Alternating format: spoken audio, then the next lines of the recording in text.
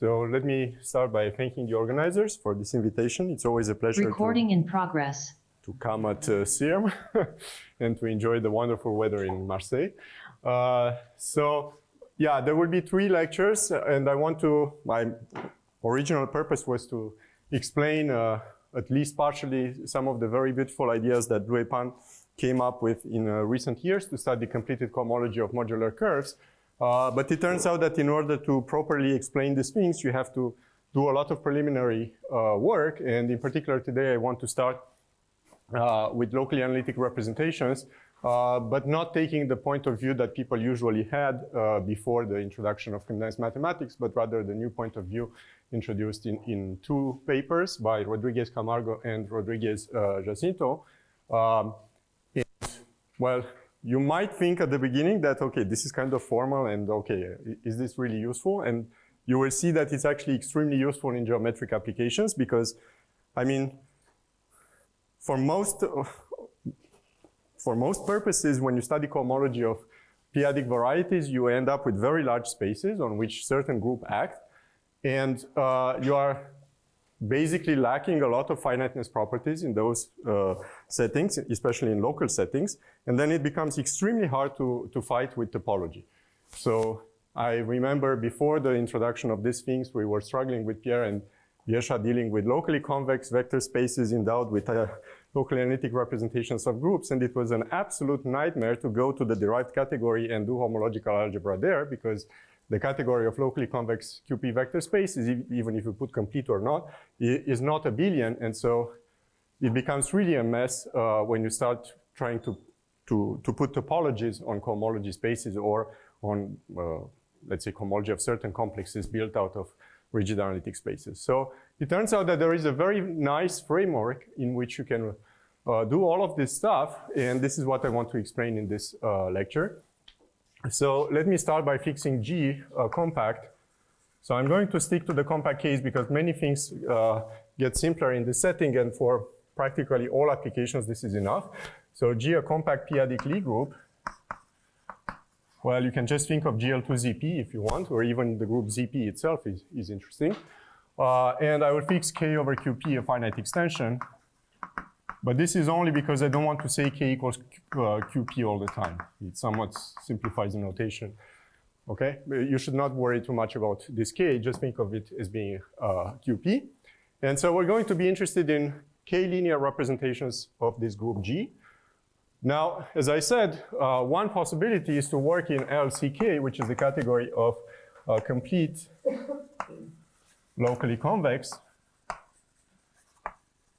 topological vector spaces over K. And as I said, this is not an abelian category, so there are lots of tricky things happening there, but still it makes sense to consider continuous or locally analytic representations of G on vector spaces in this setting.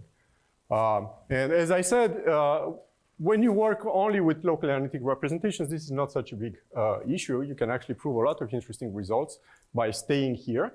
The problem is when you start working with complexes of such representations. So, well, I guess one could summarize things by saying that up to a certain moment there was this category, and then Clausen and Scholze said, let there be light, and then added condensed sets.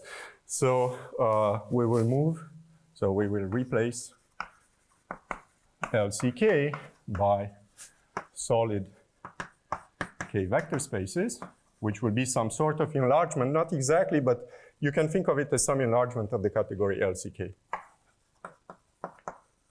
So now I have to spend some time discussing this category. Okay. So let me start by recalling that we have a nice abelian category, which I will denote cond AB. So this is the category of condensed abelian groups. And by definition, this is simply the category of contravariant functors with values in abelian groups. And here PS is just the collection of profinite sets. So totally disconnected compact Hausdorff spaces. And you ask that, okay, I guess for people who like the empty set, you ask that this is a singleton. Then T is going to turn finite disjoint unions into products. And then there is some funny condition that for any surjection of profinite sets, well, you're going to ask that T of S2 is the equalizer of T of S1 goes to T of S1 cross S2 S1. Okay, so this is a sheaf condition. So equivalently, you can think of this as being abelian sheaves on PS endowed with the Grothendieck topology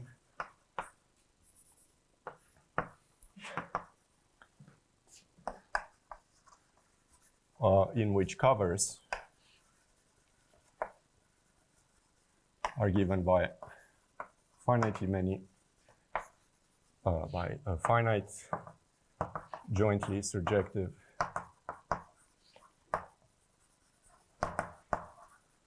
families of maps with fixed target.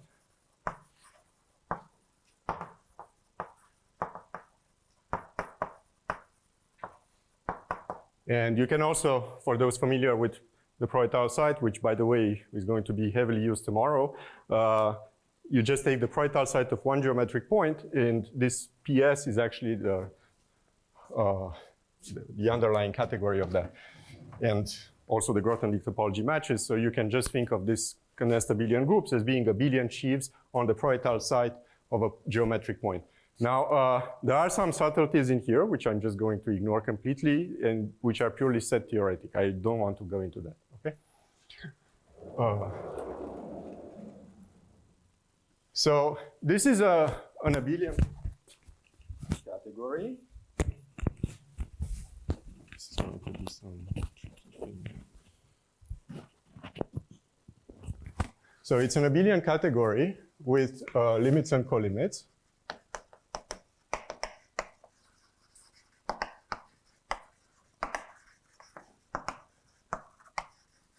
But it's not really the category that we're going to use. So Carlsen and Scholze found a really nice subcategory in there.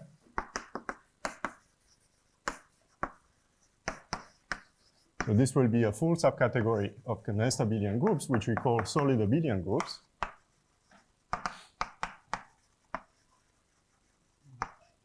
Which is abelian,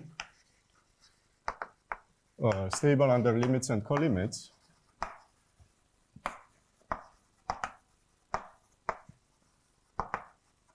And has a symmetric monoidal structure, which is closed, so has a tensor product, which is usually denoted with a box. So this is called the solid tensor product, which is not just the tensor product of sheaves, and internal Hom. And moreover, it has a nice collection of compact projective generators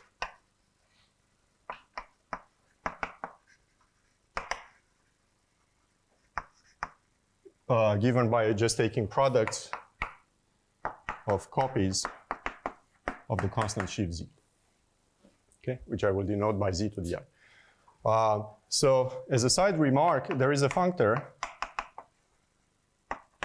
Well, it's actually not a side remark, it's an important remark. There is a functor from topological, well, let's put T1, topological abelian groups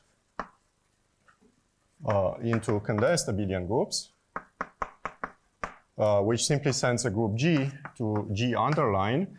And so to give you G underline, I have to specify its values on all profinite sets. So this sends a profinite set S to the space of continuous functions from S to G. And it's a fun exercise to check that this is actually a sheaf in the sense that it satisfies this condition here. Okay, and so for any G which is discrete, topological abelian group, G underline is actually solid. So these solid abelian groups, they contain all groups attached to discrete abelian groups. But from here, and the fact that it's stable under limit and colimit, well, you deduce that OK, which is the inverse limit of OK mod P to the n underline, well, each of these guys is discrete, so solid, and this is stable under limits, so this is solid. And then K underline, which is the colimit over multiplication by P of OK, this is also solid. Okay.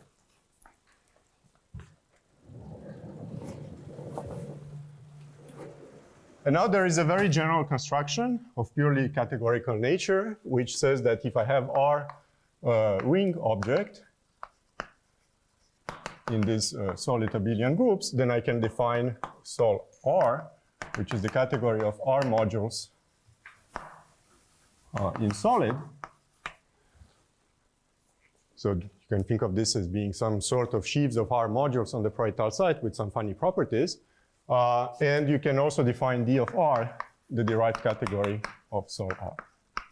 And of course, since people don't like to stay anymore with triangulated categories, this is an infinity derived category, which adds some pleasure to the whole business. But if you are like me, you can just simply ignore this. And we want to call these solid R modules. Of course, it's a little bit annoying because I have already called these guys solid R modules, so let me put here derived if you want, but most likely I'm going to skip this very soon. So in particular, we end up with something that is sol K underline, so this is the category of solid modules for that ring, because that is a ring in solid, and from here, by taking the derived category, we get D of K underline. And this is usually denoted D of K box. And the objects are called solid K vector spaces, or simply K box vector spaces. Okay. So in some sense, this is the category of coefficients for our representations. So now let me give you some properties of these things. So sol K has the following. I'm very often going to drop the underline in K from now on. So when I write K, most of the time I'm just going to think of it as being a solid K vector space itself. So sol K has the following properties.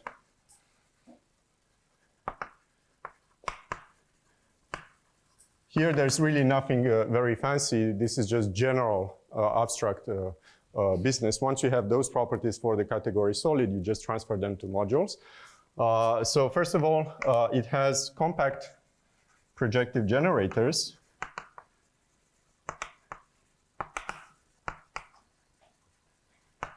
Given by something that I'm going to call Smith I, which is OK to the I, and then you invert P. So be careful, this is not the product of copies of K. Okay? And moreover, so here is an arbitrary set.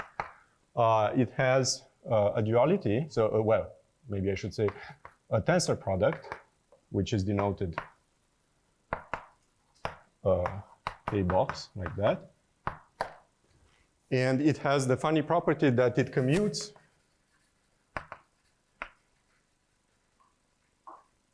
with colimits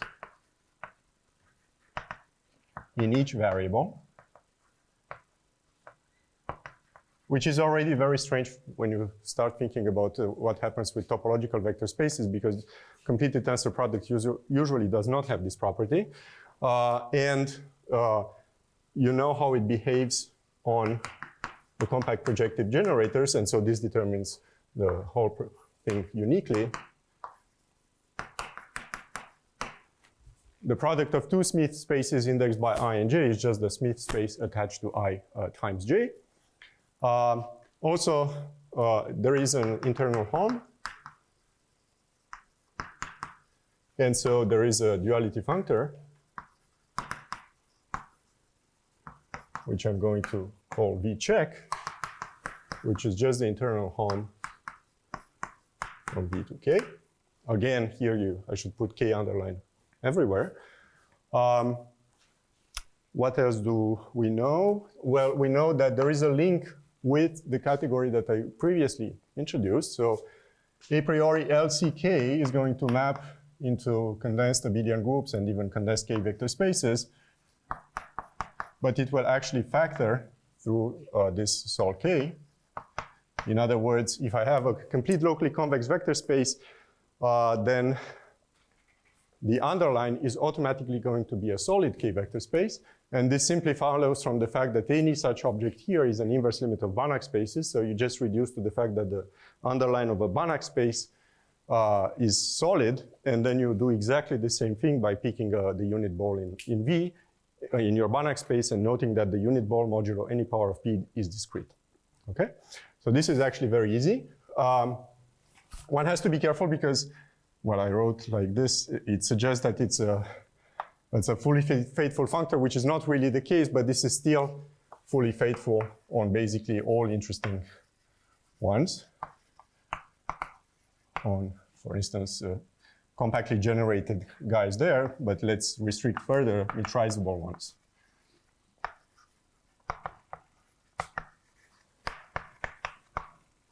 Okay.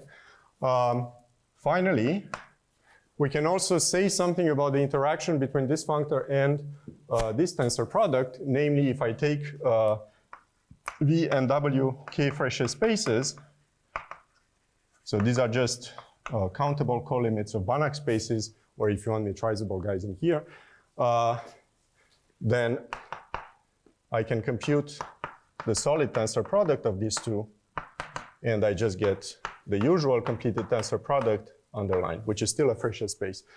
In other words, this is basically saying that if I restrict this functor to the category, to the full subcategory of K Frechet spaces, it is symmetric monoidal with respect to the obvious tensor product on Frechet spaces.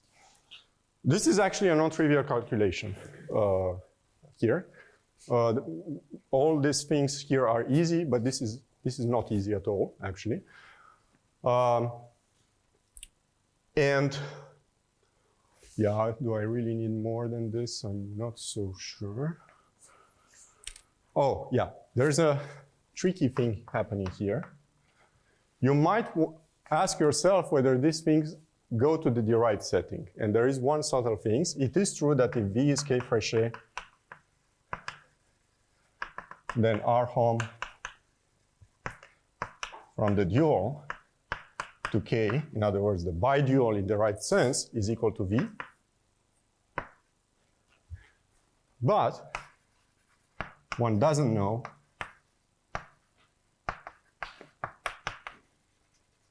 how to compute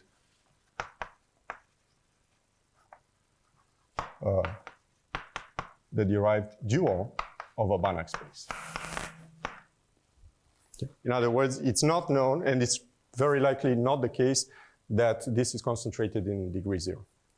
So, which is kind of strange because for people used with functional analysis, Banach spaces are kind of orthonormalizable over K, so you would expect that they have all reasonable properties, but in this setting, it's rather the dual which behaves nicely, and the reason is precisely because the dual of a Banach space turns out to be a Smith space. And so the Smith spaces, they are compact projective, and so in particular, that means that this guy is concentrated in degree. Okay, I have no idea. Sorry? What does it mean, reflexive? Well, but basically that never happens except in finite dimension. Yeah, p-adic functional analysis is not the same as a real one. Yeah, so one has to be careful at this point that extending some of these calculations to the derived setting is actually subtle. But fortunately, we're kind of going to escape this kind of computations by sort of cheating. There are no groups yet. Okay, so I think that's basically what, oh yeah, and let me add one thing, is that K-Fresnel spaces are flat in the sense that tensoring with them is exact.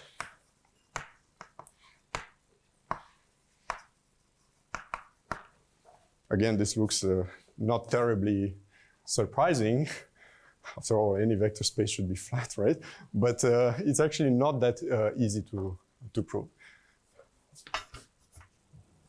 Okay, so these are the coefficients of our representations, and these are the basic properties of the category of coefficients. Now we are interested in representations of the group. So let me start by introducing, in some sense, the simplest ones, which are the derived, but also the most complicated, if you really want to study them seriously. So these are the derived solid representations of G.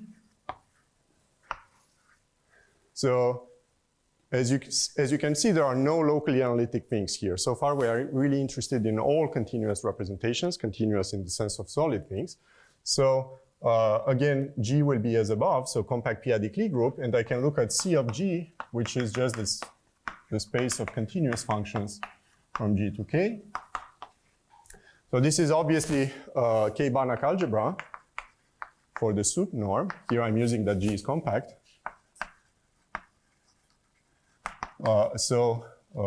Can be seen as an algebra in solid K vector spaces by applying this underline functor. And actually, we're going to be interested rather in lambda, which I'm going to call D of G, and which is the algebra of measures on G. Well, to be fair, I should put a K all the time because this depends on K, right? But to make notation simpler, I'm just going to write C of G and D of G by thinking that my coefficients are fixed once and for all. And so this is just the dual, in that sense, of C of G. Now you may wonder, okay, well, what are these crazy constructions at the end? Well, it turns out that for people who do functional analysis, these are objects that you can introduce without using any condensed formalism or anything. So you get some natural topological K-vector space. And this lambda here, seen as a solid K algebra, is nothing but the underline of that thing. Okay? So we're not doing anything really fancy so far. We just took the usual spaces of functions and measures on your group, and then you put the underline there. And in this way, you got some solid K algebras, but now comes the fun part. You can do this construction in this category. Okay, you can take the derived category of the category of solid lambda modules. So definition, rep K box G is the derived category of lambda in that sense. Okay? Yeah, I know. That's why I put a D of G. Yeah, I guess I should put a D like that then, but very likely I'm going to miss doing that, so yeah. D is equal to the other D. So it's D of lambda, so this is the category of solid representations of G. Okay. I should put derived again. So again, you may wonder, what is this concretely? So if I pick really V in solid case, so really a complex concentrated in degree 0, well, this is, so to give a lambda module structure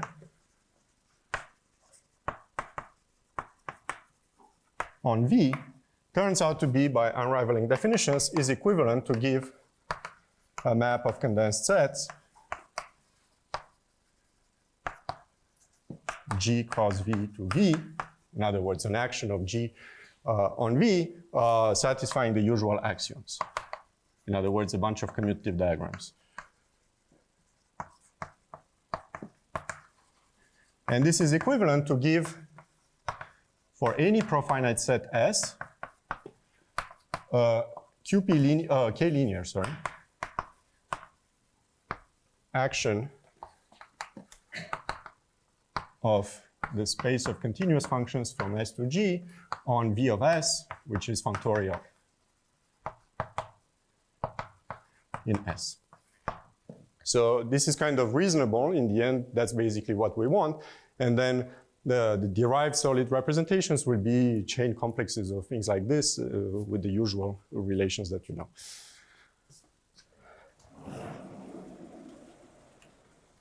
So in particular, you have a functor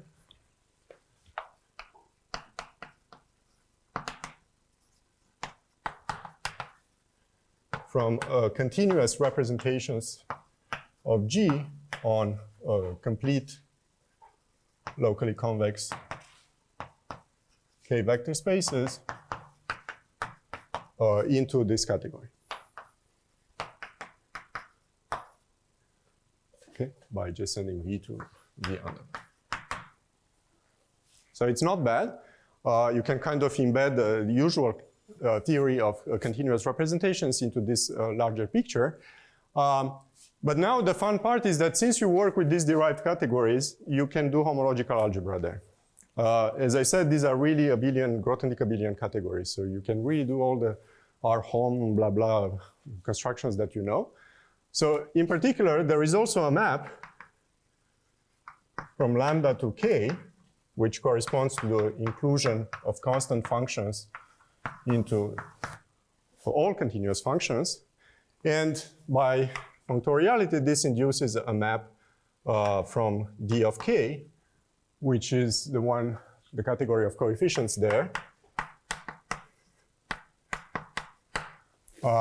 into our category of continuous solid representations. And I'm just going to call this triv, because this is just taking, let's say, a solid K vector space and putting the trivial action of G on it. Okay, so this is the trivial representation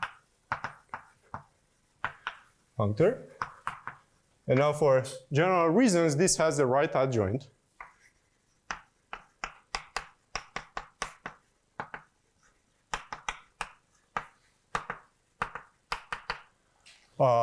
Which is denoted R gamma G, and this is called solid group cohomology.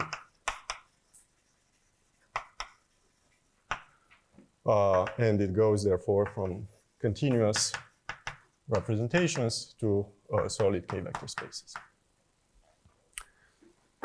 Now, it turns out that this construction here is compatible with what we had before for locally convex guys, so it's a fact, which is actually a nice exercise as well. There are many nice exercises so far. So I strongly invite you to do them because I don't know how to do them. So you can explain them. So the fact is that this induces, so if V is a continuous representation in LCK, then I can compute the cohomology of G on the underline of V. So I get a priori some solid K vector space, and then I can evaluate it at a point. So I get a K vector space, abstract one, and this is just the continuous cohomology, naturally isomorphic to the continuous cohomology of G into V, which is defined by using continuous cochains.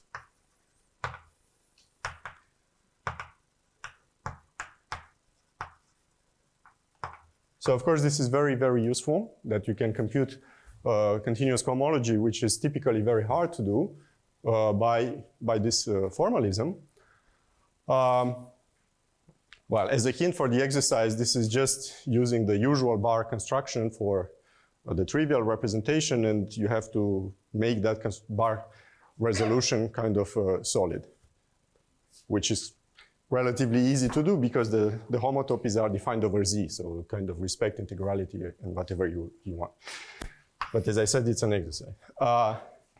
Okay, and moreover, there is also a very useful Shapiro type calculation. Well, I'm not going to give it the most general form, but the one that I will need in a few seconds. I can take C of G and tensor with V. So C of G has an action of G by left translation.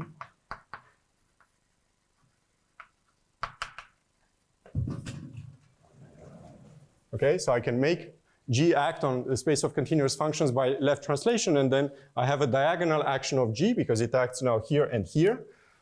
It turns out that this makes the tensor product into a lambda module because each of them is actually a lambda module. So this still is a representation, a continuous representation, solid one of G. So it makes sense to consider the cohomology of G, but as you can expect, this is nothing but V. Okay, because roughly speaking, this is what? This is like continuous functions from G to V.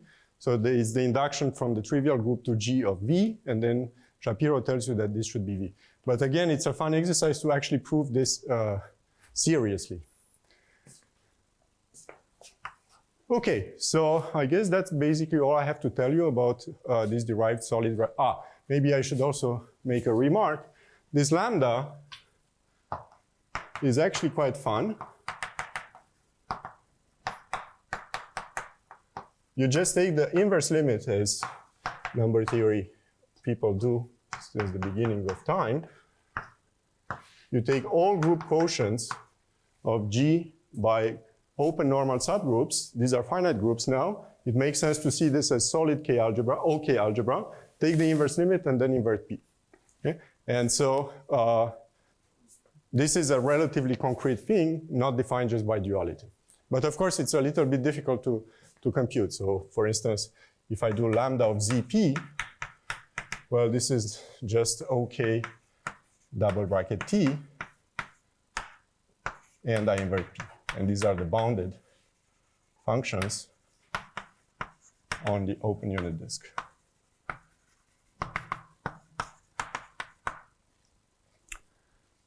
Okay, so now let's move on to what we are really interested in, namely locally analytic. And this is where things become really fun, because you might say, okay, my group is a p-adic Lie group, so in particular it's a p-adic manifold, so instead of looking at continuous functions, I can just look at locally analytic functions there, which is like the reasonable ring attached to a p-adic Lie group. That perfectly makes sense. That one is not going to be a K-Banach algebra, but rather a colimit, a countable colimit of K-Banach algebras, so it's still a solid K algebra. I can still define a locally analytic distribution algebra by taking the dual in exactly the same way. And then I could define locally analytic representations of G by saying I take the derived category of modules over the locally analytic distribution algebra. And unfortunately, this doesn't work. So yeah, I mean, there are limits to this kind of exercise that you can do. It's not how we are going to do with locally analytic representations. But still, let's start by defining CLA of G.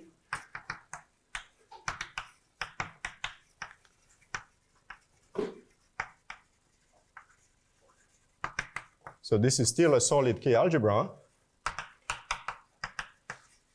a countable colimit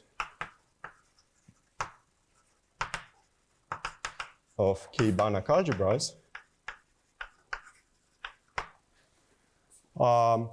So these are functions on the group which locally around each point can be defined by convergent power series in the coordinates of the group. And so you see that by filtering according to radius of analyticity, this becomes a colimit of functions on some rigid analytic neighborhoods of the group, and those are K-Banach algebras. So you have this solid K algebra, and then you define DLA of G, and very likely I'm just going to call it DLA from now on, to be, as before, the dual of this. Now, unfortunately, this no longer has a simple description like here. But for instance, if I'm in the setting of the group ZP, it's a very classical theorem of Amis that this is nothing but all rigid analytic functions on the open unit disk.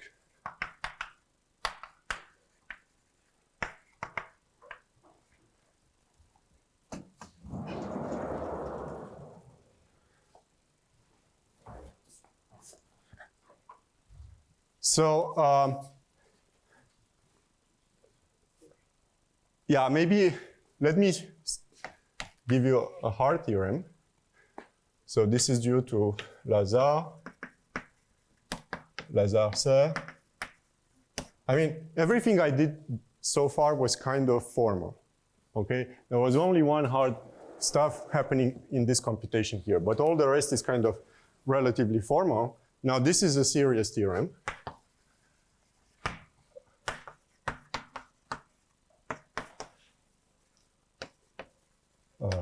So it's a combination of several results by various people.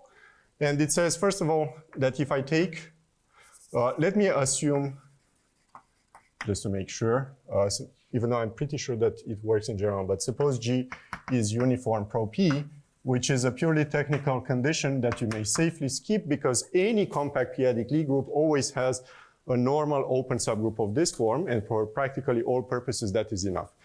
And I'm sure that most of this result actually holds without this hypothesis, but just to make sure. So suppose that G is uniform pro P of dimension D. Then first of all, if I take lambda classical, which is lambda evaluated at a point, and as I said, this is just the usual topological algebra attached to G, this is a Noetherian ring, which is regular of dimension D in some sense, but it's a non-commutative thing. And secondly, if I let DLA classical, again, the evaluation of DLA at a point, but this is again the usual classical algebra of this locally analytic distributions on the group. This is a faithfully flat. Oh, and I forgot Schneider-Teitelbaum, of course.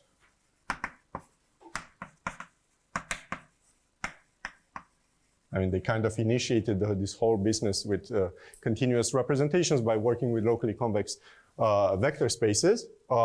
Is a faithfully flat lambda classical algebra.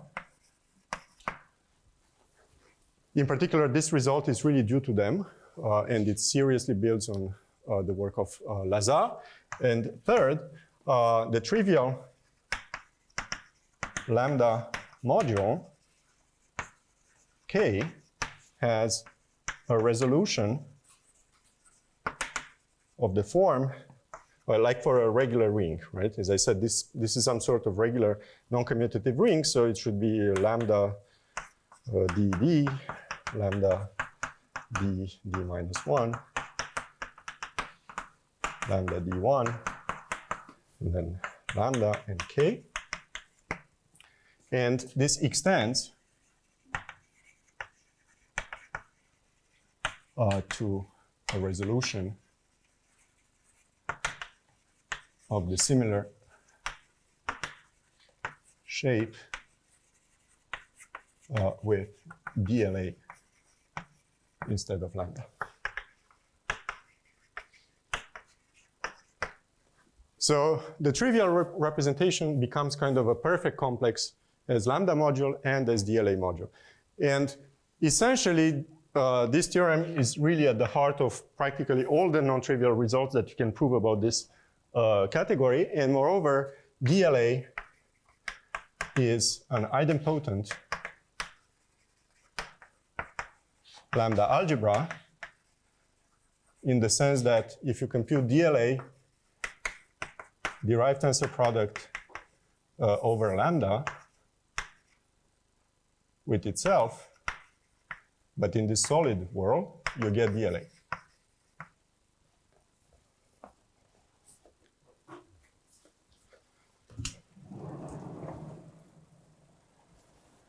I guess at the very last step, it becomes quite obvious why you have to work in these fancy categories, because I mean, if you work in complete locally convex vector spaces, this guy is actually dancing here. So it really becomes a nightmare to take tensor product of an algebra with itself over something over something which is dense in the algebra itself. So here things behave really, really nicely.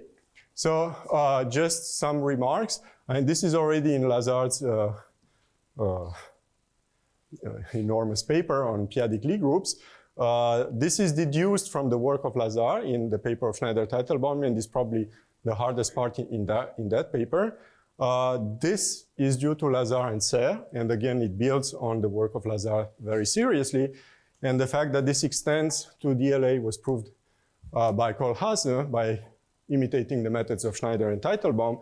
And this is really due to RCRJ. But somewhat funnily, it's a pure exercise in homological algebra to deduce this only from 3. But it's a really tricky homological algebra exercise. Now this part 4 has some, and maybe I should also say that DLA, if I take tensor product over lambda with the trivial module, I just get the trivial module. And again, this just follows from this resolution here. So this has lots of applications.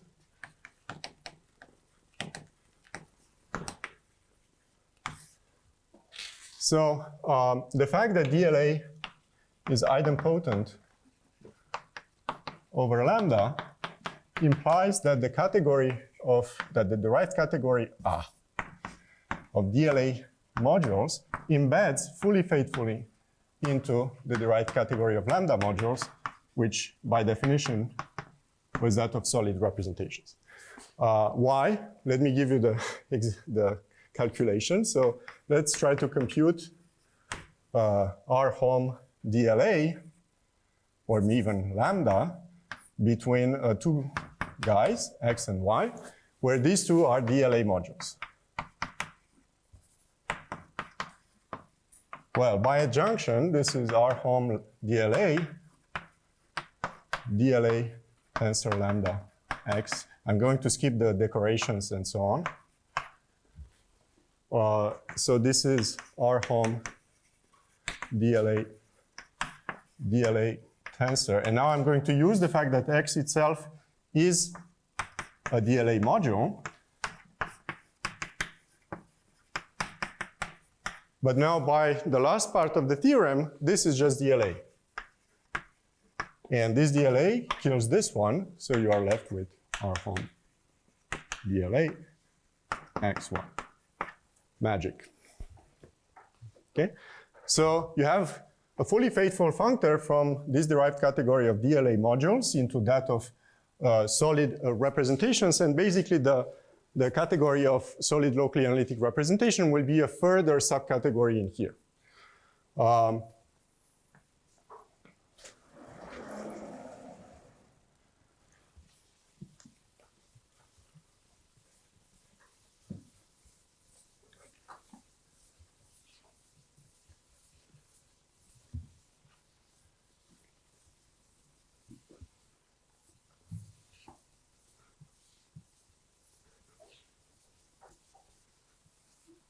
So here's the definition. We're going to define an endofunctor of this category of DLA modules, which is called the functor of taking derived locally analytic vectors.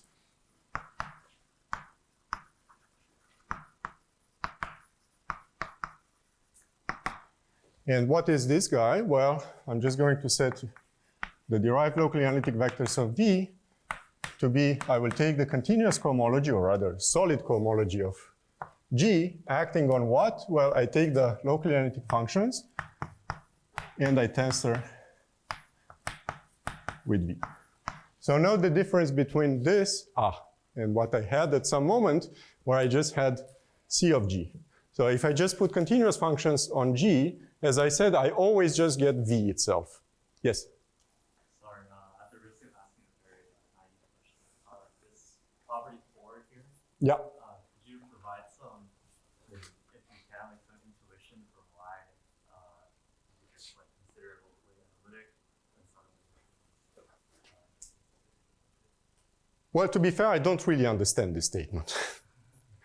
Right? I mean, I don't even understand it for the case of ZP itself, where it's already a non-trivial calculation that if you take derived tensor product in the solid sense of analytic functions on the open unit disk over the bounded ones, you get the analytic functions on the disk. I mean, It's like it is. Well, I guess the only reasonable intuition for me is that whatever category you want to construct at the end, it should rather embed in here. And it would be some sort of localization of that. So localizations kind of correspond to idempotent algebras. So in the end, it's probably not so surprising to end up with that. But I guess you have to ask, yeah. It's kind of a miracle to me why this holds. This one I kind of morally see more or less in terms of generators and stuff that I have. When I take quotients, they kind of disappear except for the constant term here. But this one is, yeah, this is some sort of a miracle for me. Sorry, I was looking at this. So can you briefly summarize what happened? Nothing happened. You just write R home and you use tensor home in that adjunction. But the point is The point is that this category of modules embeds fully faithfully into that of lambda modules. And this is not obvious because, I mean, it's a derived category statement, right? So this involves some X computations which are not at all obvious. At the level of abelian categories, this is kind of clear. But at the level of extensions, this is not at all obvious. Yeah, so I was saying that there is one subtle difference in this respect, is that if you drop the LA here, you just get V itself, and so the notation is kind of compatible. But the definition of locally analytic vectors, is given by this. Now I have to tell you precisely what this really means, right? So how do you make this into a solid representation? Well, as usual, this acts by left translation. And then you have a diagonal action of G on the tensor product. So it makes sense to consider the solid cohomology of that. What is not so obvious is that you get a DLA module. So the question is, how do you make this guy into a DLA module? And so this is a DLA module, since the CLA itself is a DLA module for right translation of G.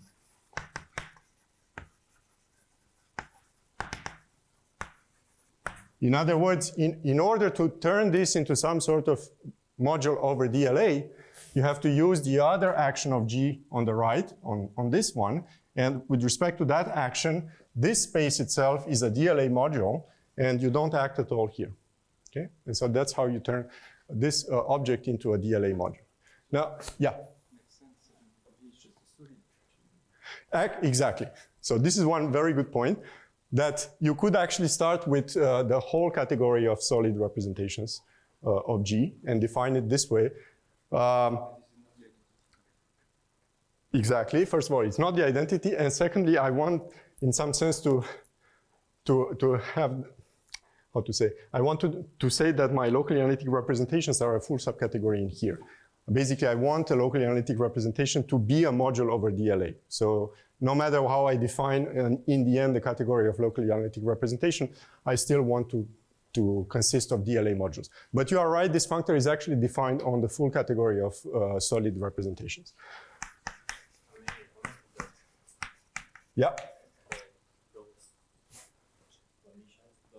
two things in contour are equivalent. Yeah.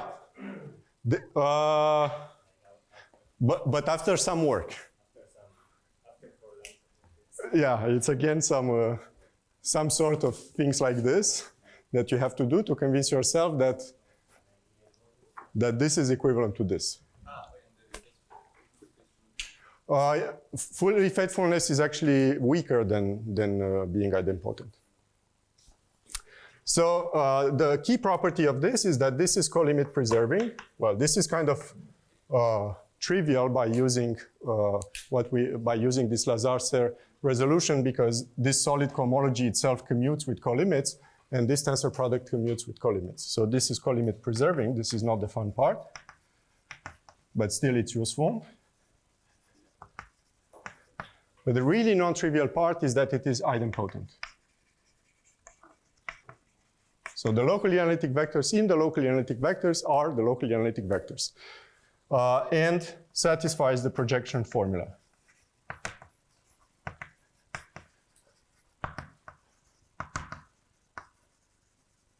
What does it mean? It means that let me call this functor f. So f of v tensor w, this is just f of v tensor fw. Okay. And so now we define the category of locally analytic representations. So these are derived, solid, locally analytic,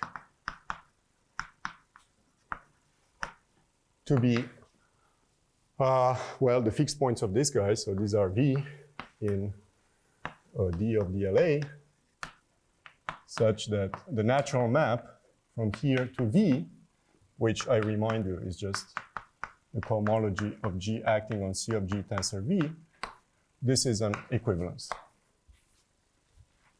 And so if you use the projection formula, you see that this category is stable under tensor product over K.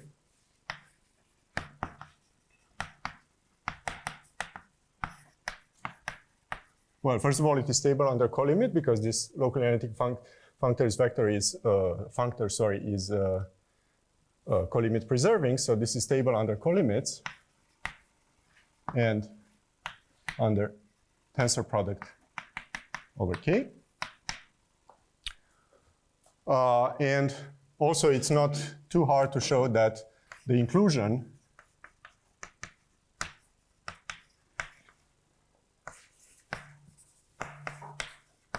has right adjoint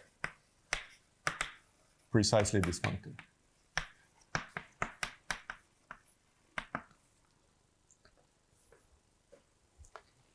Okay, so we cooked up in the end a full subcategory in here, which is stable under colimits and tensor product over K, and in particular a full subcategory here.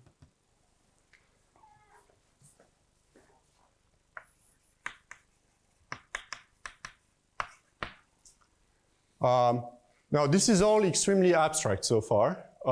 So you may wonder, how do these things really look like? So here's a key example to keep in mind. Take V a K Banach space, a usual one, with continuous action of G. Okay, then V is a locally analytic representation if and only if there is an open lattice V0 inside V. I can open ball for a norm if you want. And an open subgroup G0 in G stabilizing the lattice and acting trivially mod P.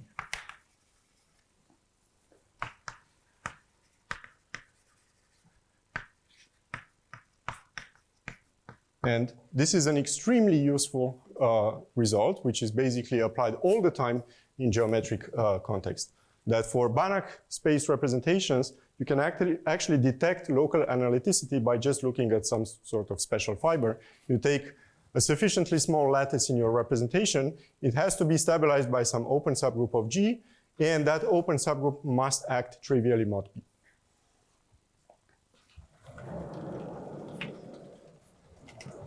Note that if you take any open lattice, it will be stabilized by some compact open subgroup in G, basically just by continuity. And if you reduce that thing mod P, it will become a smooth representation of that open subgroup. But here we actually ask not that only it is smooth, but we ask that it's actually fixed by an open subgroup in G. So this is much stronger and so detects local analyticity of the representation. It's a very nice exercise to prove this. Yes?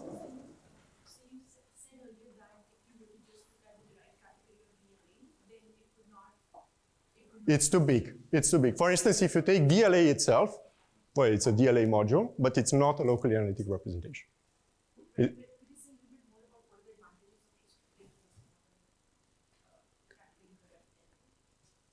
Well, first of all, it turns out that this category, which is very abstract, it's still itself the derived category of its heart for a certain T structure, which is induced from this one. So it turns out, moreover, that you can detect whether something in here is locally analytic by just looking at its cohomology groups. So it's a really very nice framework. I mean, this category, which we kind of defined as fixed points of some idempotent end-of-functor, in the end, it's really the derived category of a Grothendieck-abelian category. So it's not that bad. In some sense, it really behaves like this. But still, you really don't want to consider DLA as a locally analytic representation. I mean, this DLA is some sort of projective limit of Banach algebras. And whatever local analytic means, it must have some filtration by radius of analyticity.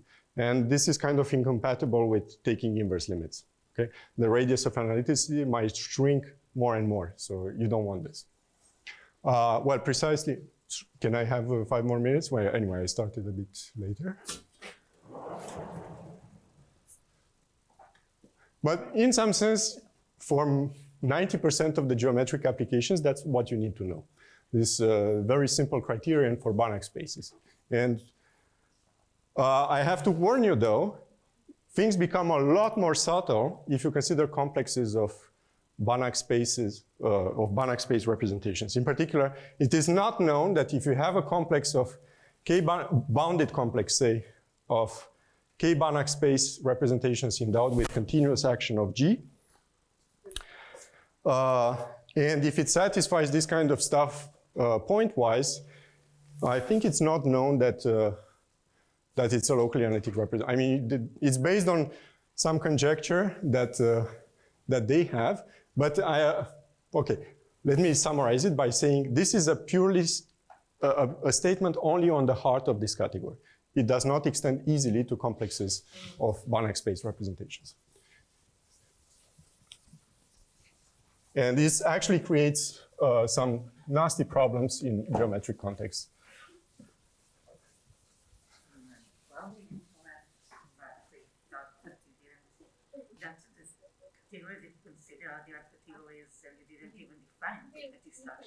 So what do you mean by that? Well, I mean, this is a Grothendieck-abelian category. There is always a canonical T structure on the derived category of a Grothendieck-abelian category. For some reason, I thought that it was like the representations of this K. No, this is D of DLA. This is really the category of DLA modules in solid. And this is a perfectly well-defined Grothendieck-abelian category. But I mean, really, the T structure it comes from the fact that you can detect whether an object here is locally analytic by just looking at cohomology groups. And if each cohomology group is locally analytic, then the complex itself is locally analytic. Yeah, so filtration by radius of analyticity.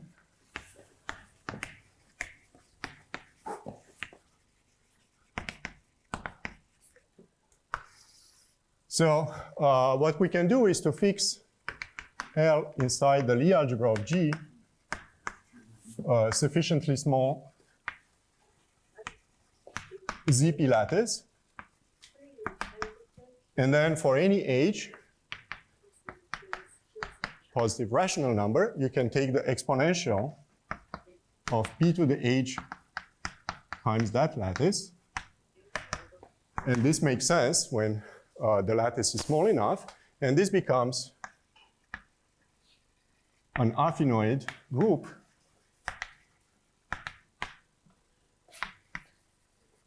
which is a neighborhood of 1.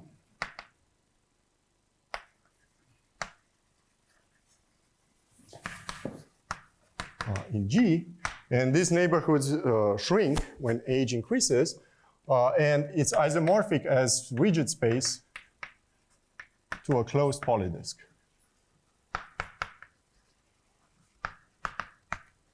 And now what you can do is to start taking this rigid analytic group and then moving around the points of G. So you can define, well, let C age locally analytic of G to be the space of analytic functions on all the translates of this guy.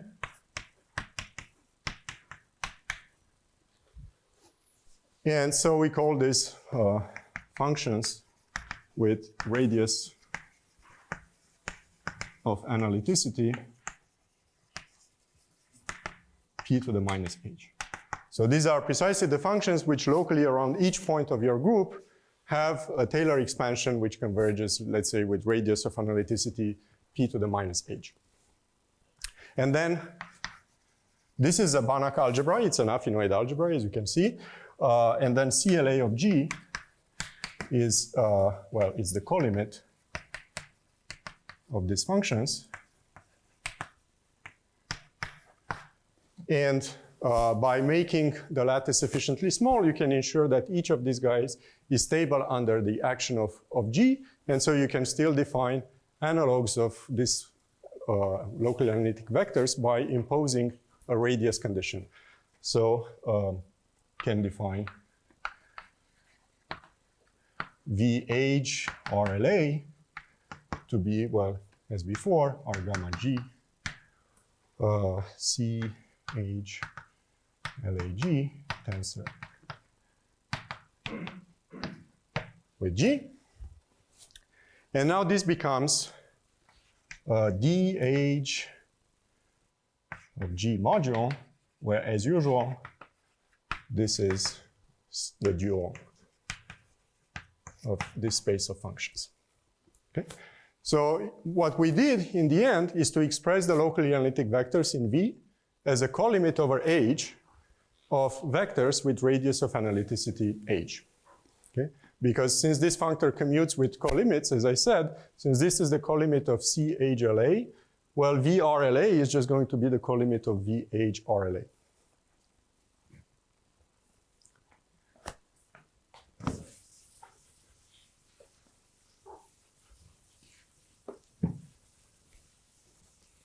Okay, I guess I have to stop.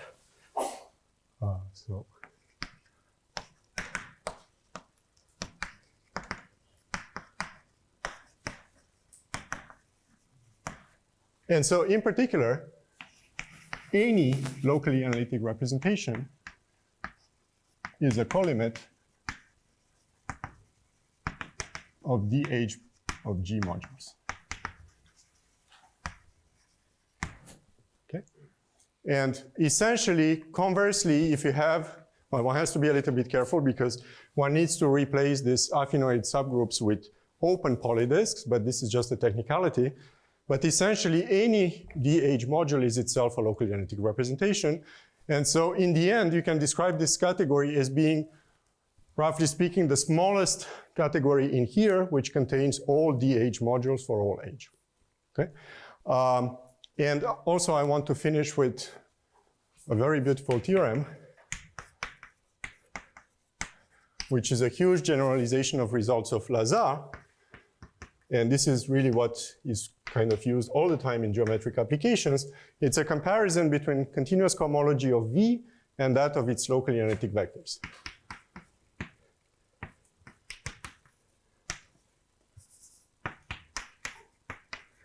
Now, let me tell you why this is trivial based on what we have already proved, or more precisely not proved.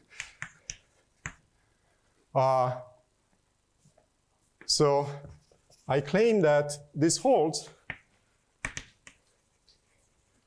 even with VH circ RLA, where this is the version where you replace GH by an open polydisk. And the reason is that in this case, you can rewrite R gamma G V H circ LA as simply being R hom lambda K. And this turns out to be just R hom lambda DH circ into V. And now again by tensor homoadjunction, this is R hom lambda from K tensor lambda DH circ V. And by the same argument as in part 4 here, this is still K. So this is just R hom lambda KV. and this is the cohomology of B. So this is as in part 4 of the theorem. So I guess what I'm trying to say here is that once you have this kind of homological algebra computations, which are really done only on the group itself, so they depend only on the algebras attached to the group, then you get automatically comparison results that hold for all solid representations. And so this is extremely useful as we're going to see tomorrow. Yeah, I'm already out of time, so let me stop here.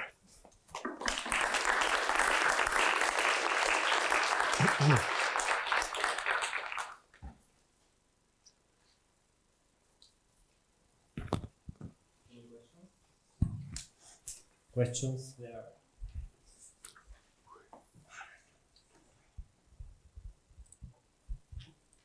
I have two questions. First of all, do you have a presentation of the category of representations LA in terms of an inverse limit of using the filtration? So you said that every element is a co-limit, but do you have a presentation of the derived category as well? Well, but I mean, when I say any, you mean this statement here? This is already at the derived level. It's a homotopic limit of, when I say this, everything should be written derived here. No, but not on the objects, but on the category. Yeah, there is some duality theorem that they have, which, well, I'm not going to use in my lecture, so I just decided to avoid talking about that. But there is a way to think of this category as being some quasi-coherent sheaves on a certain Stein space which is attached to the distribution algebra. Yeah. In the same way as Schneider and Teitelbaum were defining the notion of coadmissibility for Banach representations by thinking of them as some sort of as coherent sheaves on the distribution algebra. Yeah, there is such a thing. Thank you. And I guess the second question would be about G. So you say that it's compact, but what if it was, for example, locally profinite? Would you have similar results or? No. I mean, certainly you can do a bunch of stuff about the solid category that doesn't require anything about the group. You can also do this with smooth representations for locally profinite groups. That's still okay. And actually the whole theory is a lot easier, but still very useful. But for locally analytic, of course, you cannot do. Thanks. And this theorem is really very much specific to p-adic analytic groups. And to be fair, I don't even know how to define locally analytic functions on a profinite group if I don't have some local analytic structure on the group itself. Any other questions? Okay, if there are no more questions, we thank Gabriel again.